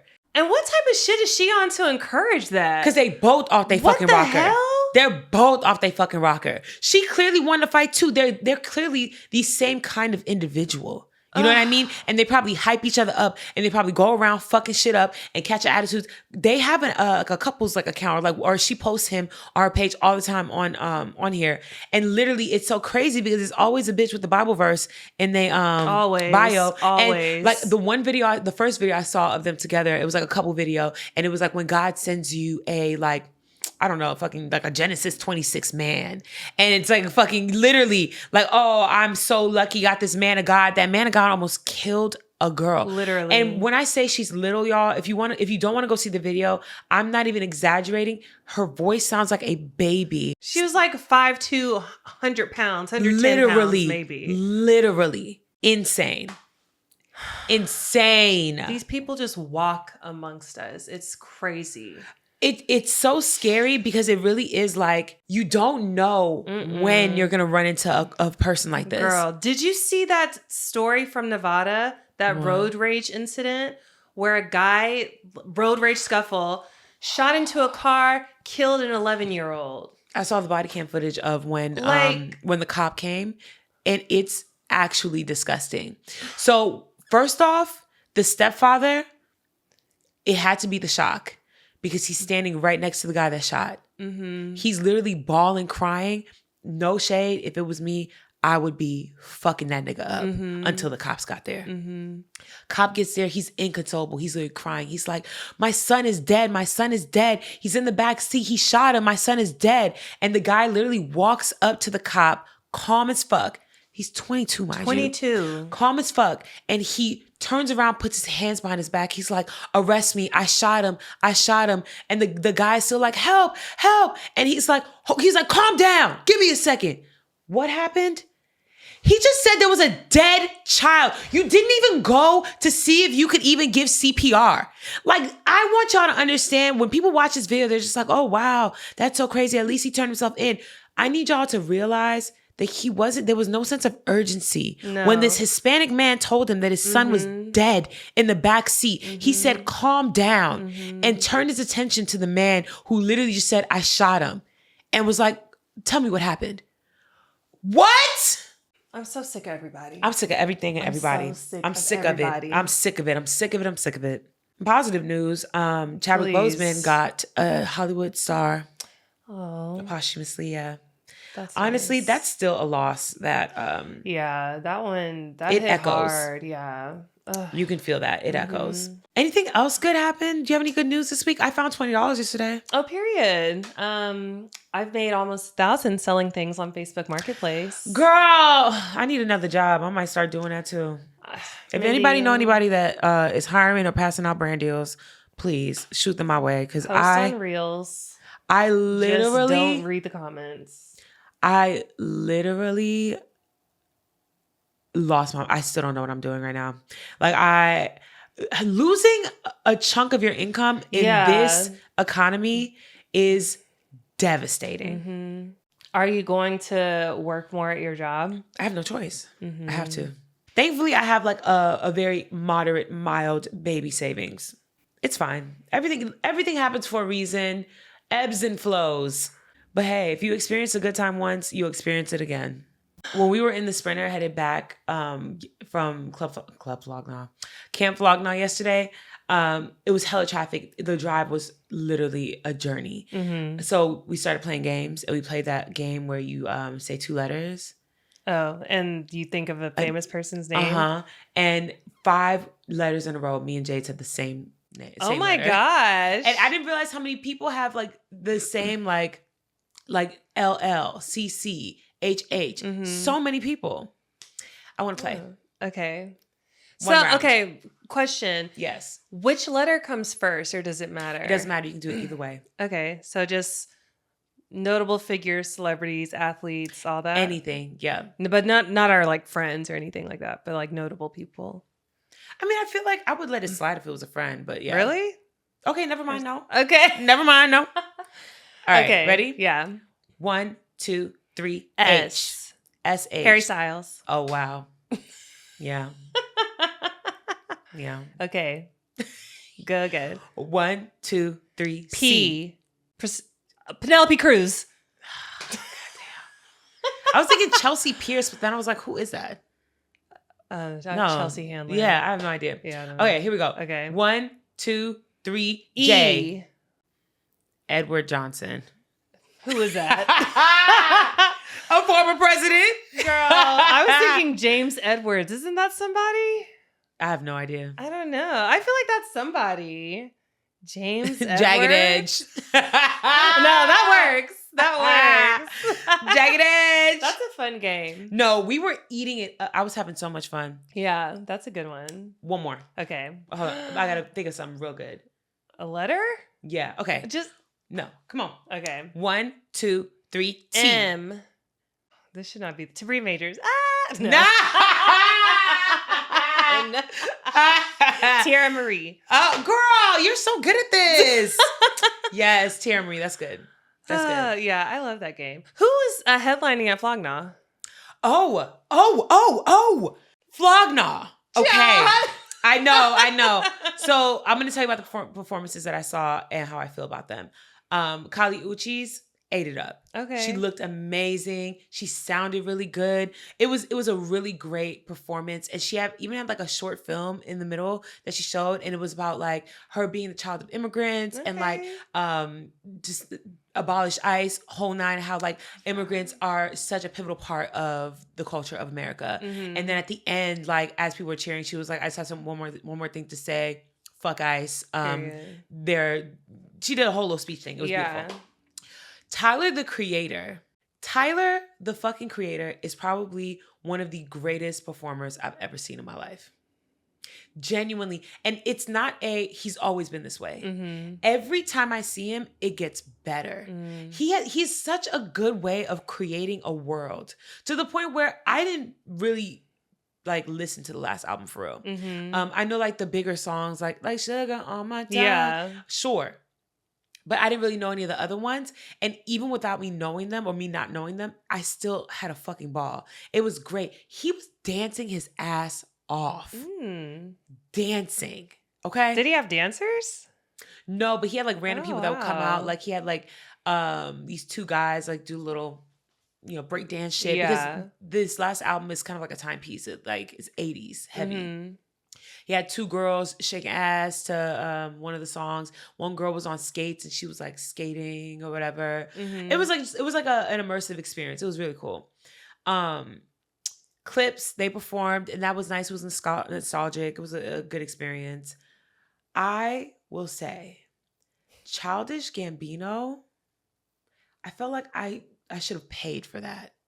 His performance was crazy as fuck. Really? And yes, it was so good. It was so good. And I don't really tap in with him, so I had no idea what had been happening. But apparently he had an international tour and he had to cancel it. And he stopped touring and never said anything about it. Oh. And there was an intermission where he sat down and he was like, I just want to, talk to you guys real quick. And there was a fucking light show. It was drones that did this entire fucking light show, bitch. Oh my God, let me show you. And he was telling the people how he did a stop at I think he said he was in Houston or something like that, and he had blurry vision and he had a headache, like a really bad headache. Oh shit! But he did it anyway, and then they drove to the next stop, and then he went to the hospital before like his performance because he was still kind of blurry and like still kind of foggy. He had a stroke. He had a fucking stroke. Had no idea. Just thought he had a headache. Did a performance. Went to sleep. Woke up. Thank God he woke up, went to the fucking hospital, did that, had a stroke, had to go to rehab for the stroke. What? Maybe he said like a month or two later, he felt like he was like, because now that he's like trying to rehabilitate himself from the stroke, he's more active or whatever, goes to the doctor because he feels like something's wrong and he had a hole in his heart. What? Had to have 2 surgeries to repair the hole. These are the drones. So as he's telling the story, it's like they're like forming to to show different parts of the story. So literally the heart, then they showed the hole in the heart. It was I was in awe. I was literally watching the show with my mouth agape. I felt like I should have paid for it. It was Beyoncé level like experience. And he was dancing down. Yeah. Oh my God. That's wild. And I knew something was up because when he first came out, the first thing I said, because he had a jacket on, he took it off. Mans is jacked. Really? I've never seen him look like this before. Please show me, because I can't even imagine him being jacked. And I was like, okay, makes sense. Because after he realized he was fucking dying, he got his life together and like hit the gym. Got his life all the way together. And this is the first time, first off, yesterday was his son's birthday. So he had everybody say happy birthday to his son. And his wife was there. He like sang Prototype and like he was like singing to her. I feel like he did a whole like 180. Because on stage, he was giving sober, locked in, fit as fuck. He was making direct eye contact with his wife and his kids the entire time. He was being like, the video that I just showed you, he was speaking and he was like, we all have two lives. And the second one starts when you realize the first one's going to end. Right? Yeah. And I was like, oh my, it was an experience. It was great. I am not gonna lie. I thought to myself, like, oh, that'd be cool to watch, but I wasn't that like excited about it. Best one I've seen. Like the best performance of the night. It was crazy. That's cool. The visuals were great. He performed 1,000,000 songs. I wonder if he's gonna tour again after canceling. I think he will. I'd be down to go. No, hell yeah. Yeah. Hell yeah. It was really good. Yeah, that's dope. His covers were really good too. He did a Steve Lacy cover. He did Prototype. And he be singing. He does. He sounds just like the record. Girl, he did one of the songs off of the album with Redbone. Let me into your heart. Yeah. Oh my God. There was these white boys next to us, and this one guy was like, holy shit, I'm crying.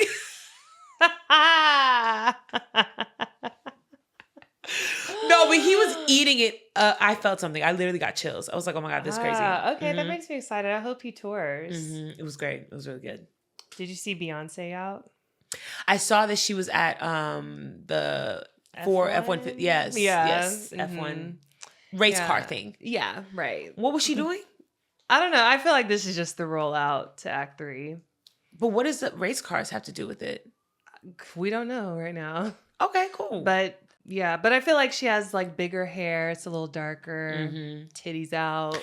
I'm not going to lie. And I know that people are going to probably, hate me for saying this. I'm not feeling it. I think that... Really? When I say I'm not feeling it, it's not that I don't think it's a good idea. I think that yes, distractions are good when things are bad, but it's hitting a little tone deaf. It's hitting a little tone deaf. Like even in receiving the emails of like holiday vinyl sets and get the new merch and all that shit. Like, that's everything. I've been receiving emails from every store. No, I know. I think I just expect more from Beyonce, where it's like, but you know what I mean? What artist is giving us more aside from like Kalani or Billie Eilish? Or No. When I say more, I mean just not doing it. You know what I mean? Like reading the tone of the country and like you don't need more money to then have like a holiday version. Yeah. Like it's shit like that where it's like still do your art for sure. But I think that it's coming across tone deaf because it hasn't adjusted to what your fans are experiencing. But I think for me, the reason why I'm speaking about Beyonce specifically is because she's not in need for more money. You know what I mean? Like at this point, it's for the art, at least in my opinion, it's for the art and for the legacy. Yeah. And like, yes, you're doing it for your fans and for yourself and because you're building this big world. The pennies and the coins should not matter as much. You know what I mean? So it's like, I don't know. I think I'm expecting more from people who have the ability to say and do more without getting as big of a backlash. I stopped because I used to hold Beyonce to a higher standard because her art. Yes, it's reflective of that. It's reflective of that. Yeah. But, I think I hold her to a higher standard because she was vocal at one point. You know what I mean? Like, and the thing is, through her art, yes, but still, it was through her art and donations. It came hand in hand. Remember during BLM when everything was like really up there. And the thing is, I hated it when people said that she was pandering because I don't believe that. I don't want to believe that. But reflecting on that era versus now, it gives that. Because now you're not doing anything. And the people, before we were pissed, we were angry, we were being, we were actively being oppressed. We always been oppressed. Now niggas are genuinely starving.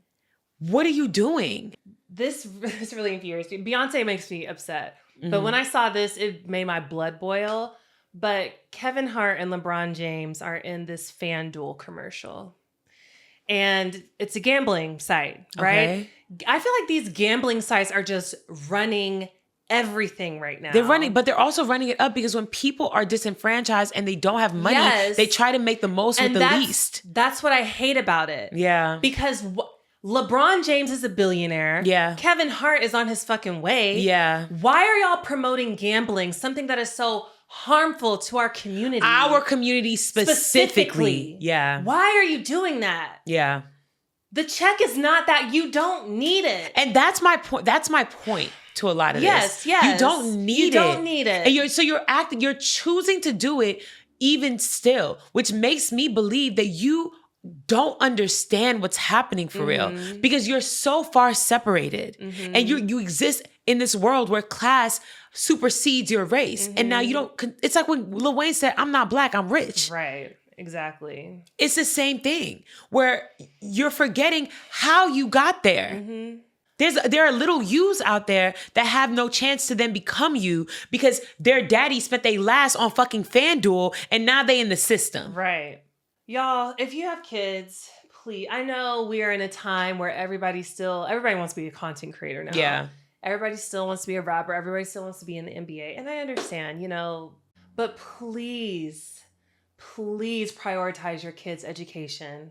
Please. Girl. It is so important above all that you do that. And I know it's hard as fuck.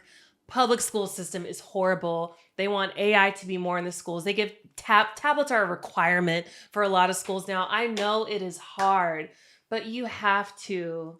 It's so disheartening seeing all of these videos about teachers just complaining about just how inattentive the students are, how the kids can't read or write. I saw a video. The behavior is terrible. Did you see the video of the teacher who showed the papers of their kids' spelling tests?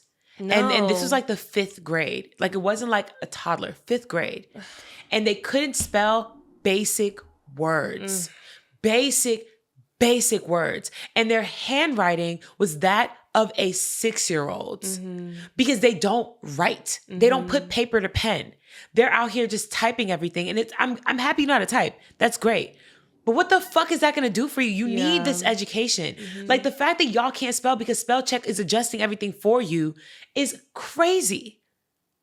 Like it was embarrassing. And these ain't even my kids. Yeah. We got to do better.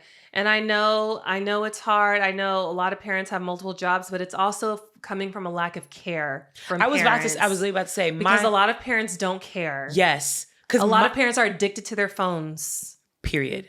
And didn't they just turn over the Department of Education to the Department of Labor or something like that? Yes. Like, they're trying to get rid of the Department of Education completely. Oh my God. Did you see what they did to nursing as a profession? Girl. Okay. Can we talk just real quick? We gonna end this up, but that's just the real only quick. one I heard about, but it's multiple. It's multiple. And they're all industries that are primarily led by women. Yep. So social work, it's nursing, it's counseling, it's I think therapy, it's all these different ones where now they're capping the amount that they're willing to offer as student loans. And most of these programs, you need at least 100, at least 80. At least, no, minimum, yeah. at least. And they're capping it at like 20 a year. They declassified them as decategorized. They're not professional. Yeah, they're not professional degrees. So in order to qualify for a high loan, you have to be getting or pursuing a professional degree. And now that they're basically saying nursing, which mind you, this also includes people who want to become nurse practitioners. Nurse practitioners are doctors. Yeah. They're fucking doctors. It's just like, it's so obvious, it's so evident that they don't want women working. They want women barefoot and pregnant. My mother is out here advocating for it. And unfortunately, every day I start to feel like they're slowly winning. I mean, they definitely are, girl. The midterms will tell a lot. It's fine. I thought we were going to end this on a Me positive too. note. I was like, how can we flip it? I thought we was going to end this on a positive note. All right, here we go. Oh my God, from the last episode, we both look crazy as fuck. I looked at the reel. Bad. We both look crazy as fuck, Girl, Tabria. My hair was standing in every which way direction. Don't even. I know. I look terrible. Oh, This is so cute. What is this? Oh, damn, I forgot to turn it on. It's a light? Yeah, I feel like we needed a little ambient light back there, but I forgot. Oh, you guys. Okay. Here's a happy note. Look. So cute. For those of you who are listening and can't watch, Tabria printed out a picture of the two of us and framed it. It's so cute. Yes. Look at this. This is cute as fuck. IKEA. What? How much? I think they marked it up to like 40, but it was originally 20. I love this. It was like a collab they did. I love this. Mm-hmm. This is so cute and just battery operated. Yeah. I would just put like a double-sided tape and like put it on the wall. Yeah. Oh no, because I was gonna say, oh no, you can't tape it because you need to charge it. I mean, if it's just, you can do batteries or charge it. That's so cute. Yeah, I forgot to turn it on. My bad. It's okay. Anyway. Anything you're looking forward to next week? No, but next week, Mindy won't be here. Yeah. So we have a guest coming. So it'll just be us two doing the episode. So we'll see how that goes. This is the first time we've ever done that in the history of the podcast. I know. So it should be fun. It's better than Zoom though. Yeah, we don't want to do Zoom podcasts. Yeah. I mean, we'll do it eventually. We're not like totally closed off, but we definitely prefer in person. And you know what I'll do? I'll vlog all of my mental breakdowns and then I'll send you the footage and then you can insert it into the podcast so that people know that I'm still present. I'm still struggling. There we go. Yeah. Okay, well. God forbid I'm not struggling. No. I'm not struggling. And when I say struggling, I meant like just like to not lose my mind. Yeah. You know what I mean? Yeah. But I'm fine. Everything's good. We love life. Everything's great. We'll get through this. It's okay. Ebbs and flows. We're going to have a lot of flows. You're going to have a lot of flows, Mindy. No, for sure. It literally, it just feels more dramatic because it just happened, but it's not that big a deal. You know what I mean? I mean, it is that big a deal. You don't have to undermine it. Oh God, Dr. Johnson, if you hear me, I can't afford you, but donate your time, session. please. Damn. Help your sister out. It's been real. It's been fun. It's been real fun. We'll see y'all in 2 weeks together. Bye. Bye. CWatt.